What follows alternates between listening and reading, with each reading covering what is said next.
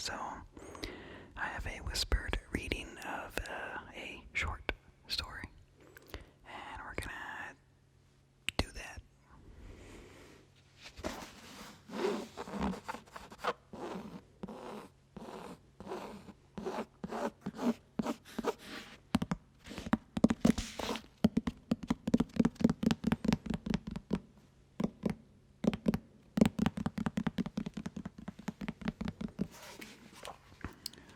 So let's get to this.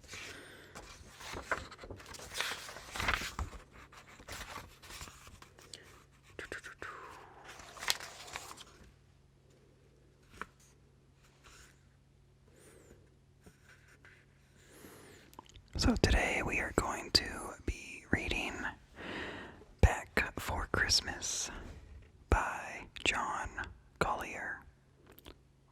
It's not really a Christmas story, so we don't need to wait until December to do that. It's suspenseful. So, Back for Christmas. Doctor, said Major Sinclair, we certainly must have you with us for Christmas. It was the afternoon, and the carpenter's living room was filled with friends who had come to say last-minute farewells to the doctor and his wife. He shall be back, said Mrs. Carpenter. I promise you. It's hardly certain, said Dr. Carpenter. I'd like nothing better, of course. After all, said Mr. Hewitt, you've contracted to lecture only for 3 months. Anything may happen, said Dr. Carpenter. Whatever happens, said Mrs. Carpenter, beaming at them, he shall be back in England for Christmas. You may all believe me. They all believed her. The doctor himself almost believed her. For 10 years she had been promising him for dinner parties, garden parties, committees, heaven knows what, and the promises had always been kept. The farewells began. There was a fluting of compliments on dear Hermione's marvelous arrangements. She and her husband would drive to Southampton that evening. They would embark the following day. No trains, no bustle, no last-minute worries. Certainly the doctor was marvelously looked after. He would be a great success in America, especially with Hermione to see to everything.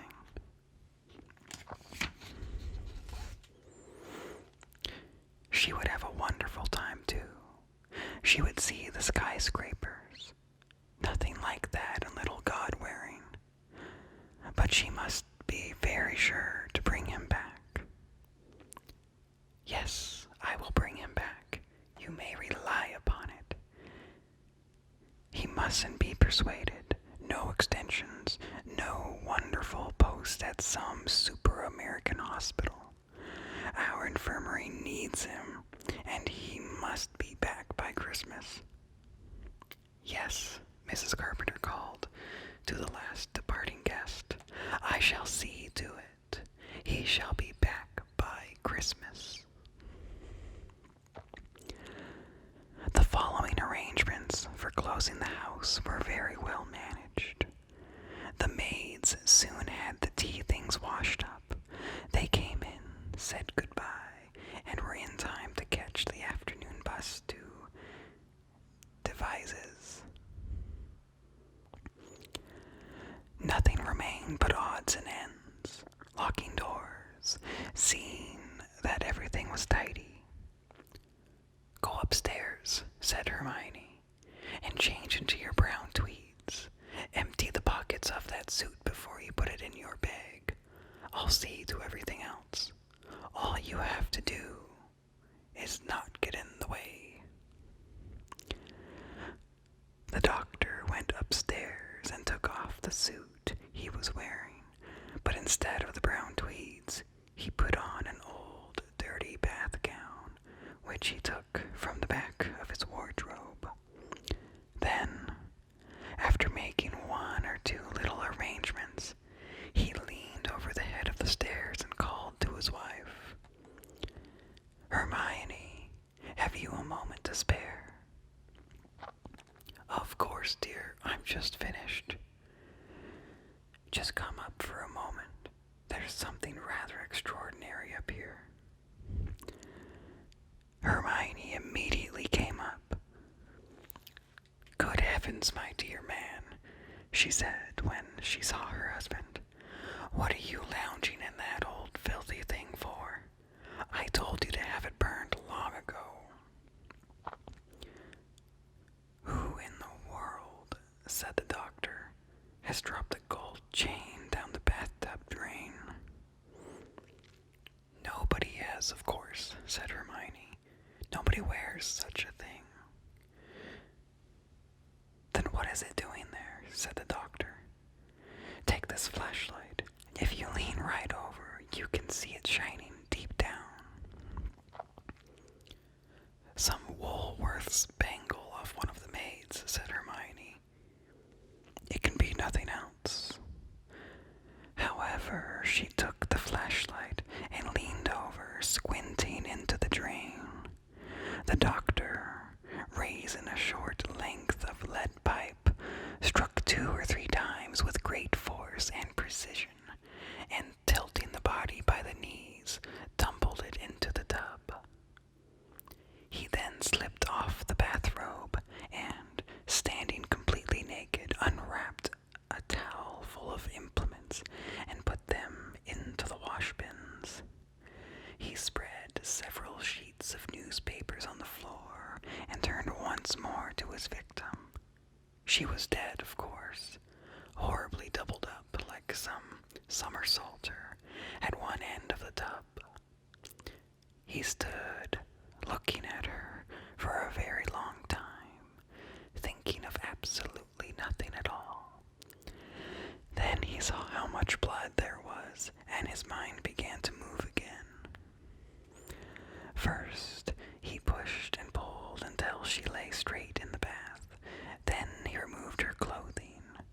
In a narrow bathtub, this was an extremely clumsy business, but he managed it at last, and then turned on the taps. The water rushed into the tub, then dwindled, then died away, and the last of it gurgled down the drain. "Good God," he said, "she turned it off at the main." There was only one thing to do. The doctor hastily wiped his hands on a towel, opened the bathroom door with a clean corner of the towel, threw it back onto the bath stool, and ran downstairs barefoot, light as a cat. The cellar door was in a corner of the entrance hall under the stairs. He knew just where the cutoff was. He had reason to. He had been pottering about down there for some time past, trying to scrape out a bin for wine, he had told Hermione. He pushed open the cellar door, went down the steep steps, and just before the closing door plunged the cellar into pitch darkness, he put his hand on the tap and turned it. Then he felt his way back along the grimy wall till he came to the steps. He was about to ascend them when the bell rang. The doctor was scarcely aware of the ringing as a sound. It was like a spike of iron pushed slowly up through his stomach. It went on until it reached his brain. Then something broke. He threw himself down in the coal dust on the floor and said, I'm through. They've got no right to come. Fools, he said. Then he heard himself panting. None of this, he said to himself. None of this. He began to revive. He got to his feet, and when the bell rang again, the sound passed through him almost painlessly. Let them go away, he said. Then he heard the front door open. He said, I don't care. His shoulder came up, like boxer to shield his face. "I give up," he said. He heard people calling, "Herbert, Hermione." It was the Wallingfords. Damn them. They came butting in, people anxious to get off, all naked, and blood and coal dust. "I'm done. I'm through. I can't do it." "Herbert. Hermione. Where the dickens can they be?" "The car's there. Maybe they've popped round to Mrs. Slidell's." "We must see them. Or to the shops, maybe. Something at the last minute." "Not Hermione, I say. Listen. Isn't that someone having a bath? Shall I shout? What about wanging on the door?" "Shh, shh, shh. Don't. It might not be tactful. No harm in a shout. Look, dear, let's come in on our way back. Hermione said they wouldn't be leaving before 7.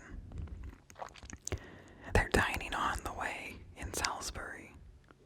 "Think so? All right. Only I want a last drink with old Herbert. He'd be hurt."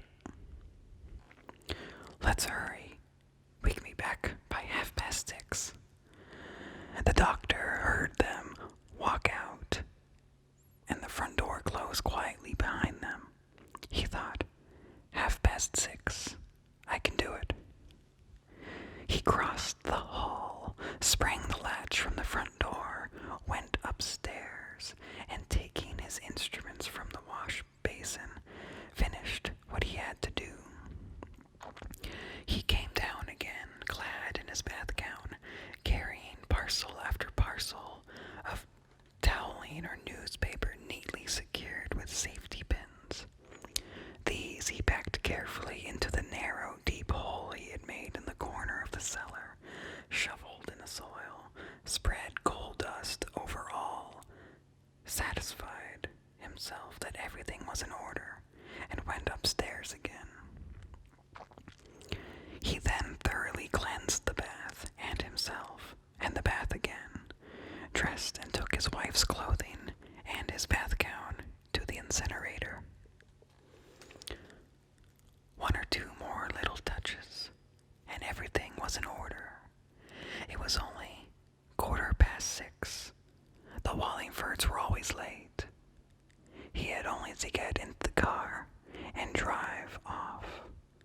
It was a pity he couldn't wait till after dusk, but he could make a detour to avoid passing through the main street, and even if he was seen driving alone, people would only think Hermione had gone on ahead for some reason, and they would forget about it.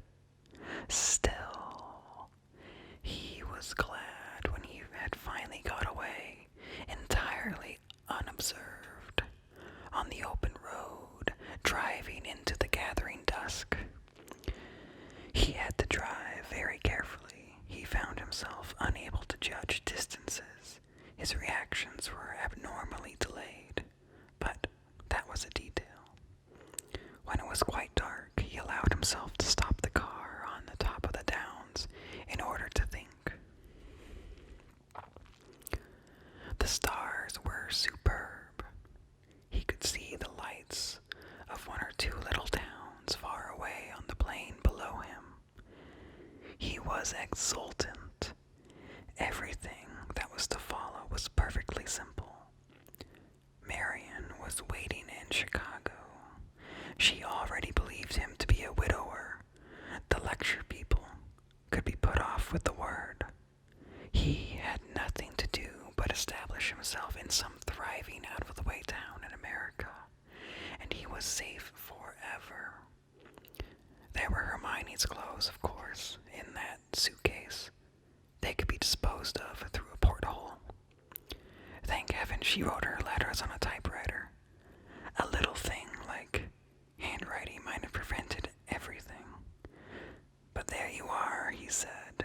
She was up to date, efficient all along the line, managed everything, managed herself to death, damn her. There's no reason to get excited, he thought. letters for her, then fewer and fewer.